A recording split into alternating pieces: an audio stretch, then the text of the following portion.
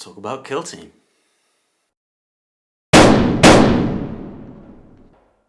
First off, let me say this. There are a lot of opinions on the internet, and this is just one. And honestly, opinions don't really matter. And nor does mine. You might agree with me, you might not, and that's okay. There's plenty of room for more than one opinion. But these are the 8 reasons why I think that Kill Team is the best tabletop game out there. Okay, so I've been around Warhammer 40k for a long time, since 2nd edition actually. I got into it in 96, I think. I took a long time out, so I still consider myself very much a beginner. The universe as a whole has been part of my life for a long time, and I've always loved it. That being said, there were always certain elements that I enjoyed and certain elements that I didn't. The same is true now, but I do enjoy it a lot more than I used to when I got into it. So when I was about 12 or 13 years old, one of my best friends at the time got me into the hobby. The thing that kept me interested were the stories and the characters, and to a lesser extent the painting.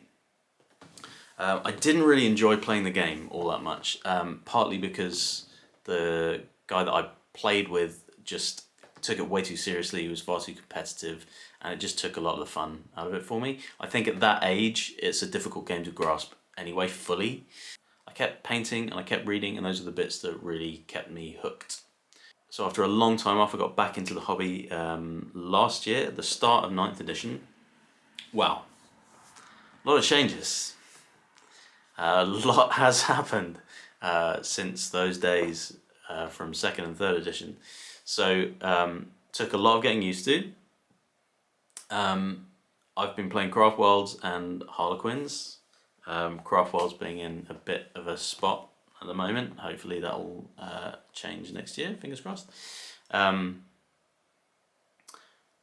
managed to convince one of my buddies to start playing as well. He started off playing Tau. I know we chose 2 of the weakest armies that we possibly could for some reason. I eventually changed our minds, so I now main Harlequins and he mains Blood Angels. And we play, but we mostly play on Tabletop Sim because it's an expensive hobby, right? Getting models and painting them is, daunting with all the terrain and everything else. It can be a lot. And also as a player that's still learning really all the intricacies, it takes a long time for us to get through a game. We can be playing for 5 or 6 hours sometimes. It's a big commitment, right? So all that being said, when I'd heard about Kill Team, I didn't really pay much attention when I first heard about Kill Team, and I was in my local gaming store and asked the question randomly. I saw it sat on the shelf. I was like, what is the deal with this Kill Team thing? And they kindly kind of walked me through the ins and outs of it, and I was like, this actually sounds right up my street. This is it's just kind of a scaled down version of 40k, really. Turns out that's not really, strictly speaking, true, but it sounded like a lot of fun. So I thought, fuck it, okay, I'll buy Octarius and see how I get on. So I bought Octarius, bought Compendium, a few other bits and pieces, and decided to make a start playing. Convinced my Blood Angel buddy to try it out with me.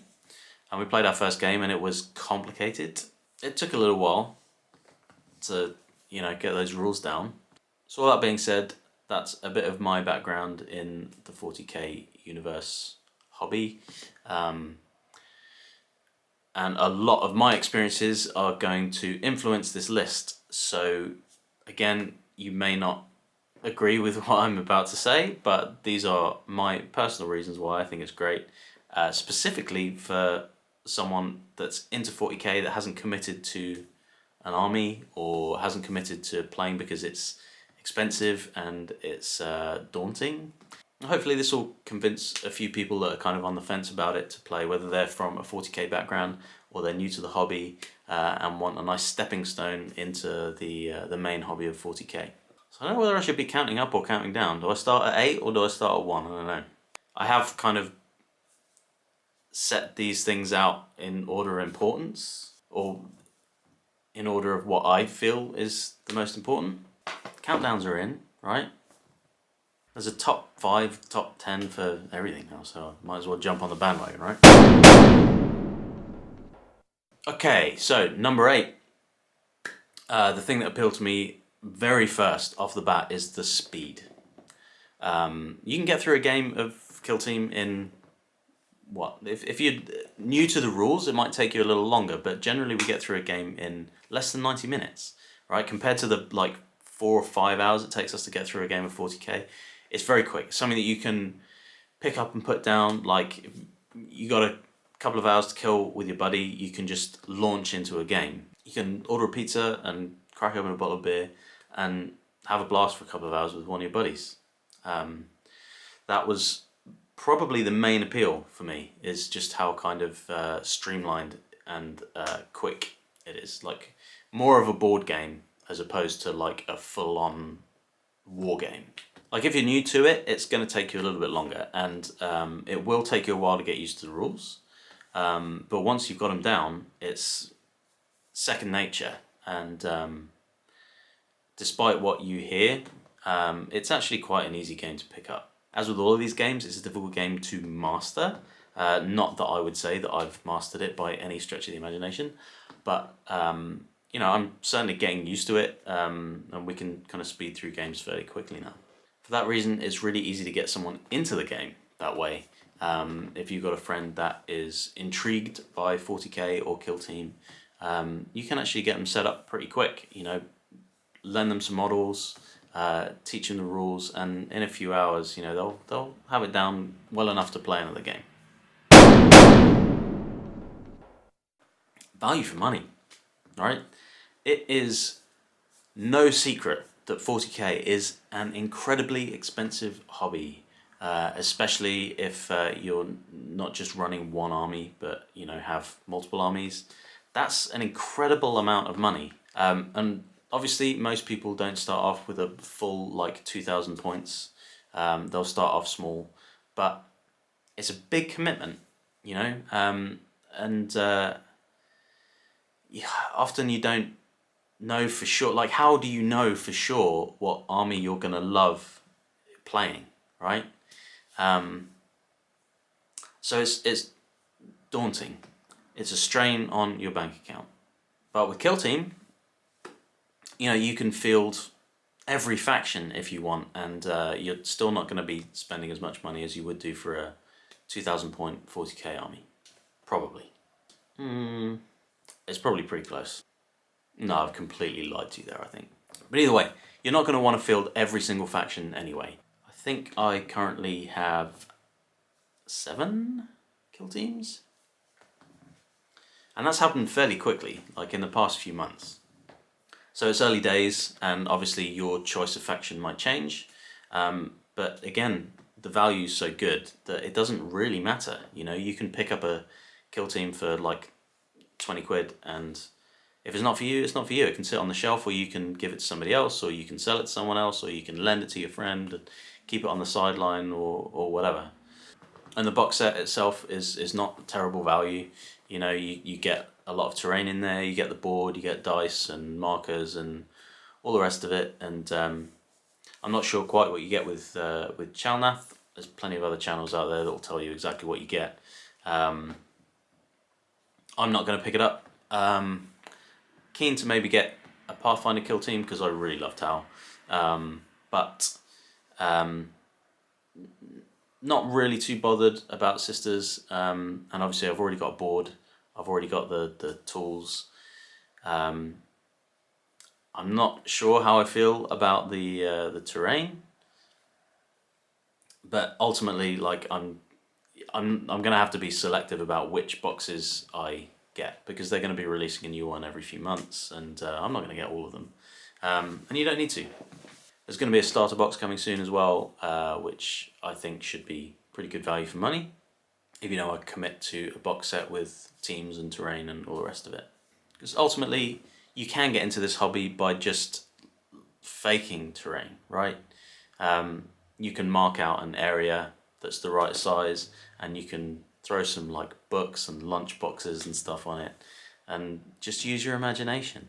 That's how I started playing 40k back in '96, and you know, it worked just fine. And it's even better value if you've already got a friend that plays and has all of that stuff. All you need to do is buy a box of troops and paint them up and get them on the tabletop. If you pick up a kill team on eBay, you might be paying pennies for it. So, you know, very, very good value game to get into.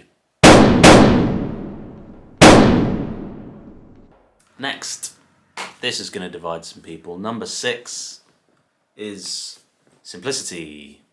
I know what you're thinking. Yeah, it's pretty complicated. Now, what I mean by simplicity is that it is far more streamlined than a game of 40k. And the rules get a fair amount of shit online, but actually I've found it to be really quick to pick up. I think there's more of a learning curve if you already play 40k, because you're expecting it to be somewhat like a game of 40k, and in some areas it is, and that's what makes it feel like the other parts are more complicated than they actually are. The movement's really straightforward when you get into it.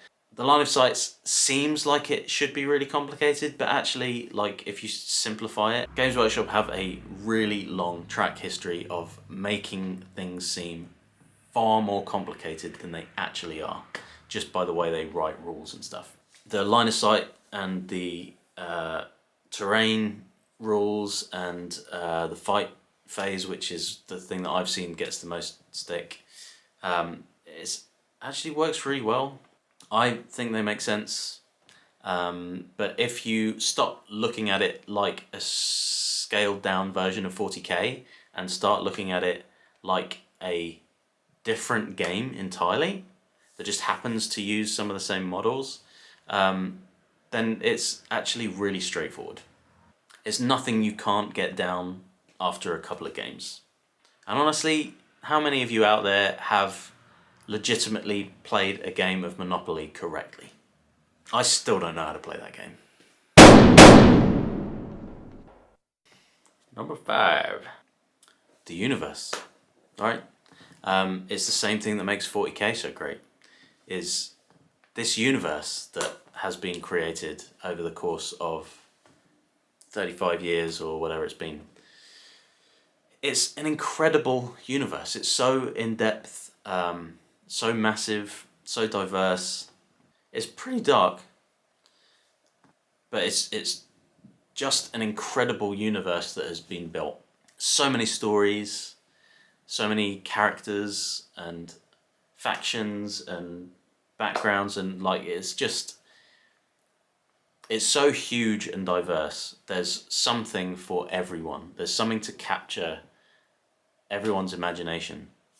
And that's honestly what this whole game is about. If we didn't have any imagination, then what fun would we find in a bunch of models on a tabletop, right? It's our imaginations that brings the game to life, and it's the universe that we have to thank for that. You did good. Number 4 is that it is really fun. Like, this kind of goes without saying, and it's sort of a bit cliche, and I don't really know why it's at number 4. But I realised when I started the list that this wasn't in there. I was like, well, hold on a second. Like, surely this is the whole point. Like, that's what we all aim for when we're like playing a game. We want to have fun, right? And it's incredibly fun. Like, I've had so much fun with my buddy playing this.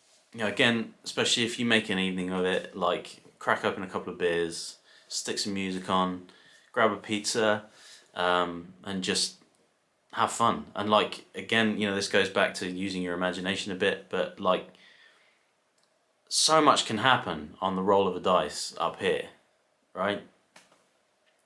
Some of the stuff that some of our characters have gone through on the tabletop is comedy and tragic and hilarious. And we've had our head in our hands in horror and devastation, and we've also laughed our tits off. And ultimately, that's the main goal of any game, but that's the whole reason that we play, is that it's fun, right? And this is some of the most fun I've had on tabletop gaming in my whole life. Number 3, the magic number.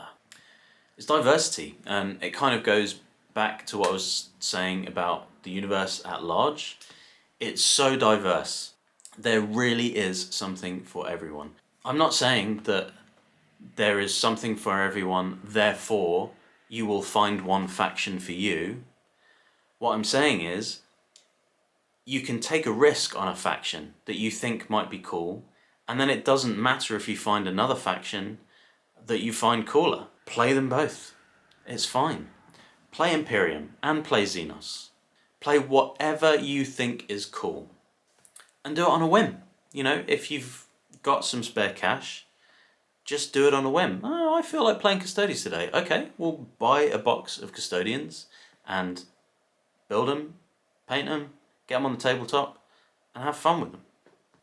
Every faction is different. They play so differently. And there really is something for you. No matter how you like to play, there is something for you.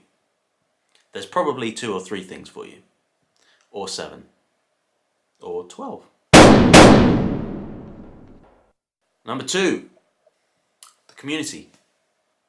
The Warhammer community is incredible. I've got a lot of hobbies, so therefore I've been around a lot of different communities. And it seems to me that the Warhammer community really is one of the best communities out there. Yes, there is negativity here and there. And yes, there are some dicks. But there's far fewer by percentage than I have found in other communities. Generally, there is so much positivity and kindness and coolness from everybody involved in the hobby. And there's so much inspiration to be found. There's so many great painters and players and channels and people both involved officially through Warhammer and Games Workshop and also just independently. It generally seems like it's just a very positive influence. The hobby has helped me a lot through the past couple of years, and I have no doubt that it's helped a lot of you watching this too. And hey, there might be some people watching this now who are thinking about getting into the hobby as an outlet, and hopefully it'll help you too. And hopefully I'll do more of these videos in the future, and hopefully I'll get to know some of the community better. Number 1 on our list. This was chosen really because of the direction I want to take this channel, and that is the hobby side of it, the painting. Now, it seems a bit pointless now I'm here to note that the number 1 spot on this list about what makes Kill Team so great is the same thing that features in every other tabletop game ever made. And that is the painting aspect, the building and the painting aspect of it. And yes, that's true. That features in 40k and AOS and whatever other games you play. What's kind of unique about it is the simplicity. Because it's just a small squad that you're fielding, you can spend less time painting and more time playing.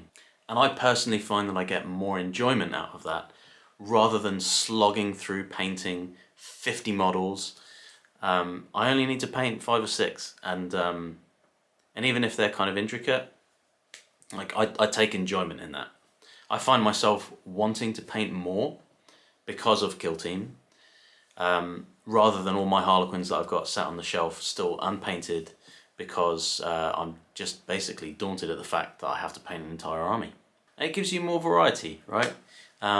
Because if you pick a Kill Team of Space Marines, Once you're done painting with it, you're on to painting something completely different, rather than having to paint 50 more Space Marines. And I find that this helps you to get better as a painter faster. Now, a big focus of this channel will be on painting, and I will get to that. I find that there's not very much Kill Team content out there. There are some great channels out there that focus on Kill Team. They don't really focus too much on the hobby side of it. It's mostly just the games themselves and the rules and the models and the competitive side. Looking back to all those years ago, I think the painting side of the hobby has been the thing that I've enjoyed the most, generally speaking. So there's this documentary about South Park called 10 Days to Air. I very much recommend that you watch it if you can. At one point in the documentary, Trey Parker, one of the creators, talks about why he likes to build Lego in his office. And he says something along the lines of, it's really nice sometimes to just be told what to do. This goes here and this goes here, and do this and do that. And sometimes when life gets really, really complicated, it's really nice to just switch off and build something the way that is instructed. Sit down and do this thing and then do that thing and glue this to that and make it look like this. What's great about the hobby side from Kill Team is that there's kind of less of that. You don't feel pressured to do lots of it. You only need to do as little or as much as you want to do. You want to field one Kill Team? That's fine. Field one Kill Team. Just make sure that it's a team that you connect with and that you enjoy playing. I guarantee that once you've painted some and they look good and you've got them on the tabletop, you'll probably try more.